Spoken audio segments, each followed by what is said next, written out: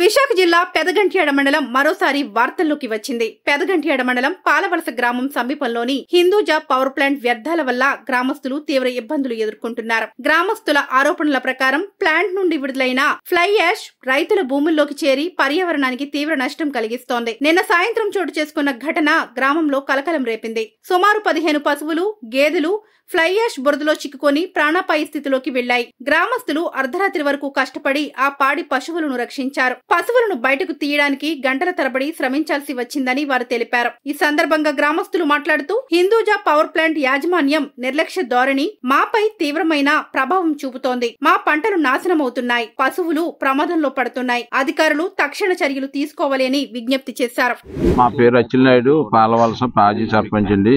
హిందూజా వచ్చిన కాడి నుంచి వివిధ సమస్యల మీద మనం కూర్చొని చర్చించడం జరిగింది. మా ఇచ్చిన సమస్యలు ఏది కూడా క్లారిటీగా ఇప్పుడు వరకు కూడా హిందూజా వాళ్ళు ఏది కూడా క్లారిటీ ఇవ్వలేదు. ఉద్యోగాలు అన్నారు, ఉద్యోగాలు కూడా 100కి మాకు లెటర్ ఇస్తే 75 ఇచ్చినామని మొన్న మీటింగ్ లో చెప్పినారు. ఇప్పుడు దాకా చెప్పలేదు. ఇన్నాళ్ళు కాబట్టి 120 ఇచ్చాడు, మొన్న 75 ఇచ్చినామని చెప్పినారు. అలాగే ఇప్పుడు పొలాలన్నీ ఇప్పుడు మొత్తం కాలుష్యం అయిపోయి ఇక్కడ ఇదంతా హిందూజా ల్యాండ్ కాదండి, మొత్తం పోయింది. అవతల భూములు సుమారు 300 ఎకరాలు పొల్యూడ్ అయ్యి ఇప్పుడు పోయింది. ఇవాళ అవన్నీ కూడా భూములన్నీ సర్వే చేయమని చెప్తే సర్వే చేసి ఇప్పుడు వచ్చి రిపోర్ట్ ఇవ్వలేదు, ఏమీ చేయలేదు ఎంఆర్ఓ ఆఫీసులు కూడా. అలాగే పొల్యూషన్ బోర్డు కంట్రోల్ బోర్డు వాళ్ళకి ఇస్తే పొల్యూషన్ బోర్డు వాళ్ళ మీద సరైనటువంటి నిర్ణయానికి ఏది రాలేదు, మాకు సర్టిఫికేట్ ఇవ్వలేదు. ఇప్పుడు వచ్చి ఇంత పోయిందని జీడి తోటలు, ఇప్పుడు సరుగుడి తోటలు, మొత్తం అన్ని కొబ్బరి తోటలు, చెట్లు అన్ని పోనాయి. ఇప్పుడు అదే ఉద్దేశంతో ఇప్పుడు 2 సార్లు కంప్లైంట్ ఇచ్చాం. ఆవులు మునిగిపోతున్నాయి, అటు యాస వెళ్ళడం వల్ల ఇబ్బంది జరుగుతుందంటే ఇప్పుడు దాకా చర్యలు తీసుకోలేదు. ఎన్ని చచ్చిపోయినాయి యాక్సిడెంట్లు అయ్యి కానీ ములిగి కానీ మాకు చెప్పడం లేదు. ఎందుకంటే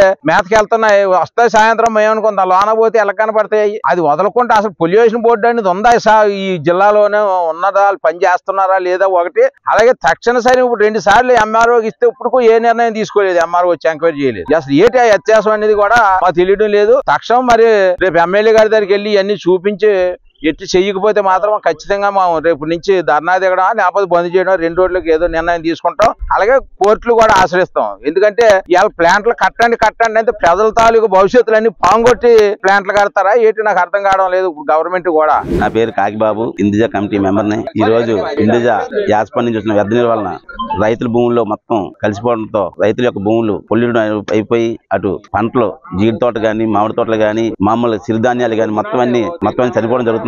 గతంలో దీనిపై కలెక్టర్ గారికి గాని ప్రభుత్వం గాని తెలియజేయడం జరిగింది. తెలియజేసిన ఇప్పటి వరకు ఎటువంటి చర్యలు తీసుకోలేదు. దానిపై 1-2 సార్లు పొల్యూషన్ బోర్డు రావడం, దాన్ని వారు ఇచ్చిన మేనేజ్మెంట్ తో కలిసి అక్కడి నుంచి తిరిగి వెళ్ళిపోవడం తప్ప రైతులకు వచ్చి పలానా ఈ పంట నష్టం వల్ల ఈ యొక్క చనిపోవడం జరిగిందని చెప్పేసి ఎటువంటి రిపోర్ట్ ఇవ్వడం లేదు ప్రజలకు గాని రైతులకు గాని. దీనిపై గతంలో ఇటు హిందూజా నుంచి గాని అటు ప్రభుత్వం వారికి గాని తెలియజేసినప్పటికీ ఇప్పటి వరకు ఎటువంటి చర్యలు తీసుకోలేదు.